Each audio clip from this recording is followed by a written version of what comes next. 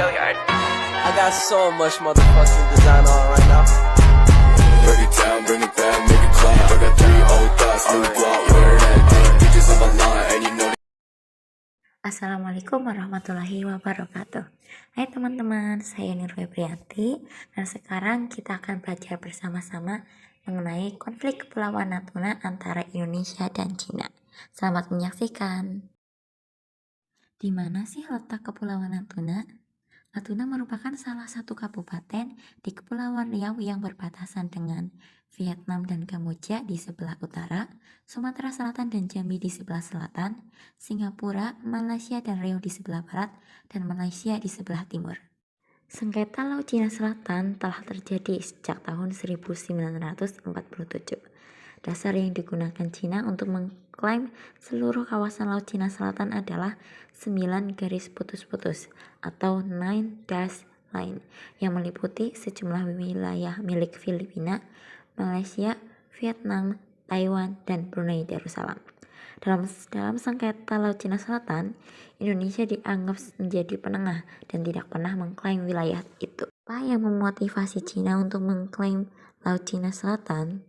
Menurut seorang ahli, ada 3 alasan mengapa Cina sangat ngotot mengklaim hampir seluruh perairan Laut Cina Selatan.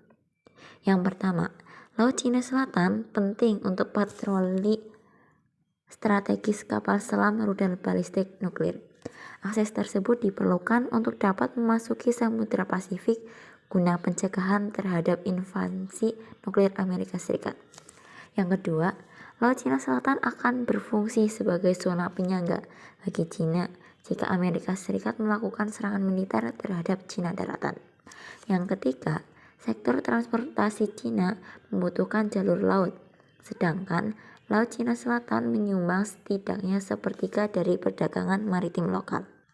Selain itu, cadangan minyak dan gas alam yang sangat besar dilaporkan berada di bawah dasar Laut Cina Selatan. Perairan itu juga merupakan tempat penangkapan ikan yang penting untuk ketahanan pangan. Cina sendiri mengklaim sekitar 90% dari perairan tersebut yang meliputi area seluas 3,5 juta kilometer persegi. Bulan Maret tahun 2016, kapal ilegal asal Cina masuk ke perairan Natuna. Namun, proses penangkapan ikan tidak berjalan mulus karena dihadang oleh TNI yang saat itu sedang berpatroli.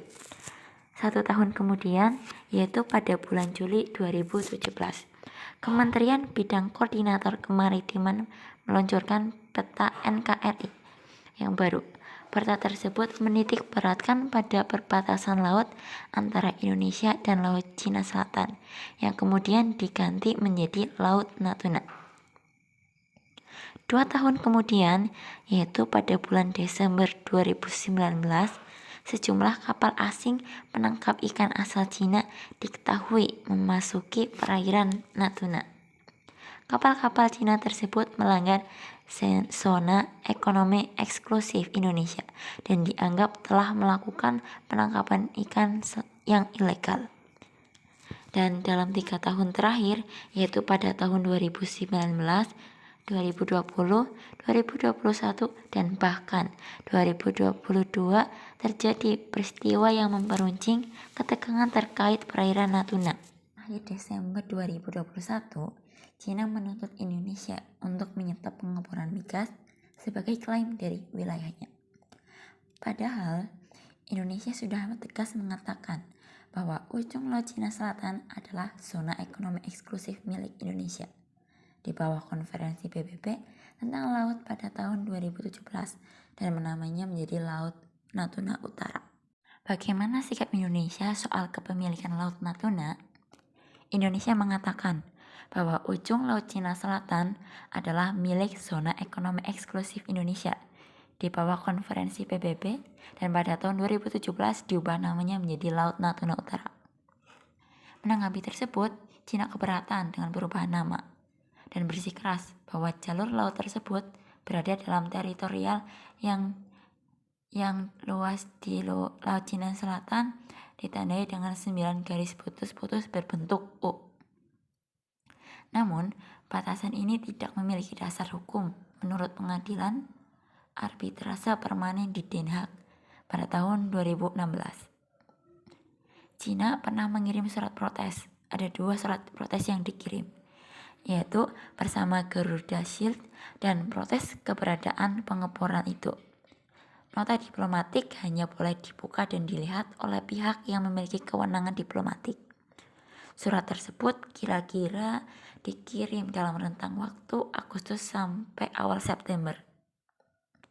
Kementerian Luar Negeri pun membalas nota diplomatik tersebut.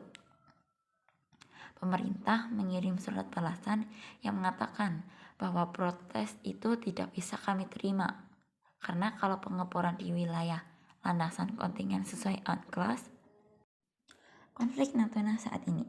Di beberapa kali kesempatan, Menteri Luar Negeri Retno Marsudi meminta setiap negara untuk menghargai hukum internasional yang tercantum dalam Konvensi Perserikatan Bangsa-Bangsa tentang Hukum Laut yang ditetapkan pada tahun 1982. Akan tetapi, data pergerakan kapal menunjukkan beberapa hari setelah rig semi-submersible Noble Clyde Beatrix tiba di Blok Tuna di Laut Natuna untuk mengebor 2 sumur abrasial pada 30 Juni. Sebuah kapal penjaga pantai Cina berada di lokasi. Beberapa lama, kapal penjaga Indonesia juga berjaga di sana. Kementerian Luar Negeri Cina mengatakan, kapal penjaga pantai Cina melakukan kegiatan patroli normal di perairan di bawah yurisdiksi Cina. Jadi selama 4 bulan ke depan, kapal Cina dan Indonesia pun saling terlihat di wilayah yang tadi. Sebuah kapal penelitian Cina tiba di daerah tersebut pada bulan Agustus dan menghabiskan sebagian besar dari 7 minggu berikutnya dengan bergerak dalam pola yang berdekatan dengan Blok D Alpha, yaitu blok cadangan minyak dan gas yang berada di perairan yang diperebutkan.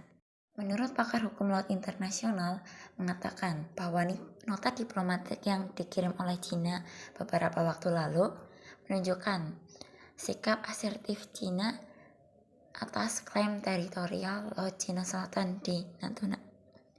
Indonesia tidak perlu bersikap reaktif, apalagi bernegosiasi atau mengajukan persoalan sengketa ini ke pengadilan internasional. Apa yang dilakukan Cina dalam mengklaim Pulau Natuna? Yang pertama, Cina melakukan aksi-aksi yang melibatkan kapal penjaga pantai dan kelompok-kelompok nelayan di sekitar perairan Natuna. Yang kedua, upaya akademik dan penelitian untuk mengangkat peristiwa-peristiwa di Pulau Natuna. Jadi beberapa waktu lalu Cina pernah mengirimkan sebuah alat misterius yang belum diketahui apa tujuannya untuk dikirimkan dan berada di Pulau Natuna. Demikian tadi pembahasan mengenai konflik Indonesia dan Cina di Kepulauan Natuna. Saya mohon maaf apabila masih terdapat salah kata maupun kekurangan yang lain. Terima kasih. Wassalamualaikum warahmatullahi wabarakatuh.